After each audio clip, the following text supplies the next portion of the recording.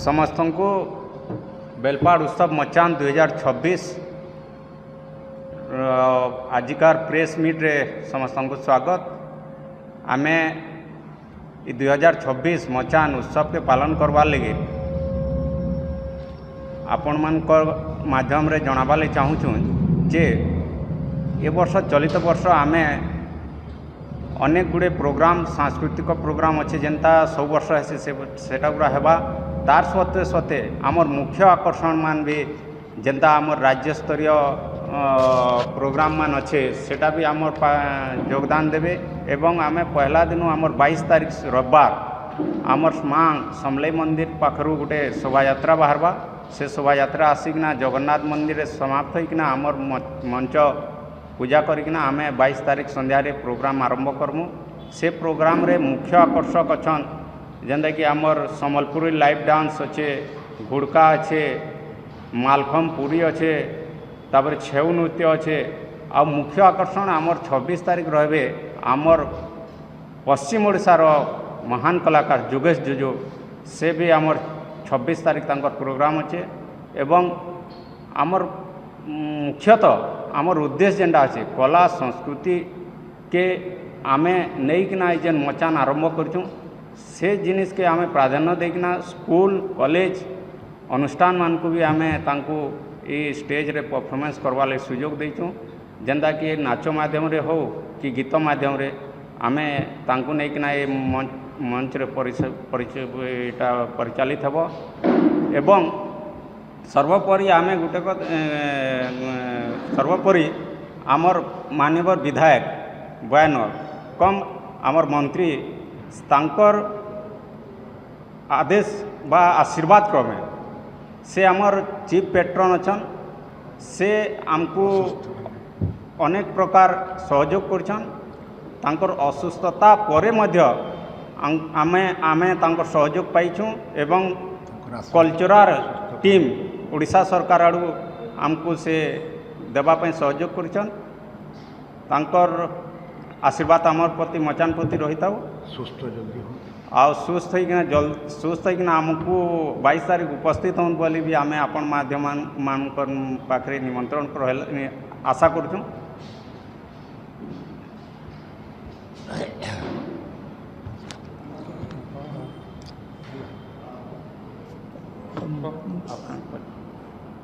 कण पचारबार अच्छे के ना आम आरम्भ करमु। आमे मचान बेलपाड़ उत्सव के 2004 नु स्टार्ट करिछु।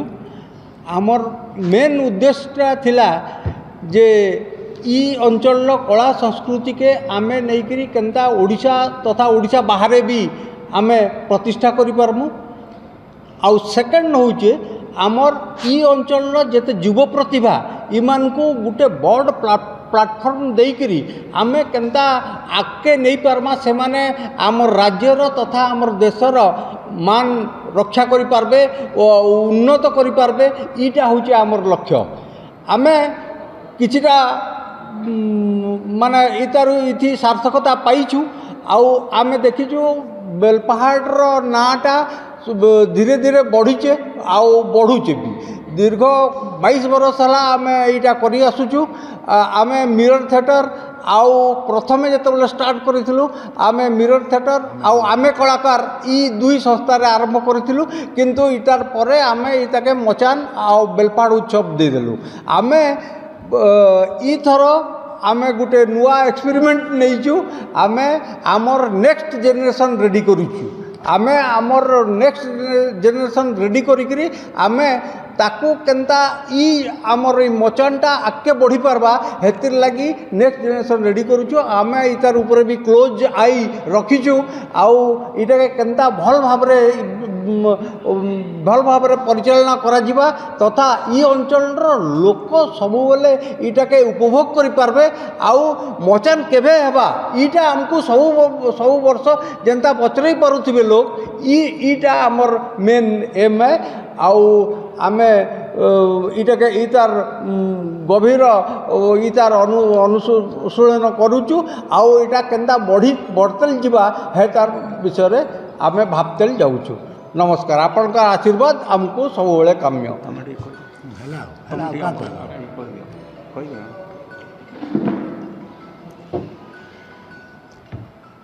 बेलपाड़ उत्सव 2026 मचान 22 तारीख नु 26 तारीख तक हेबा। आमर मचान रो सभापति एवं पूर्वतन सभापति प्रतिष्ठाता मचान रो देवी भाई राजेश पट्टनायक मैंने समस्ते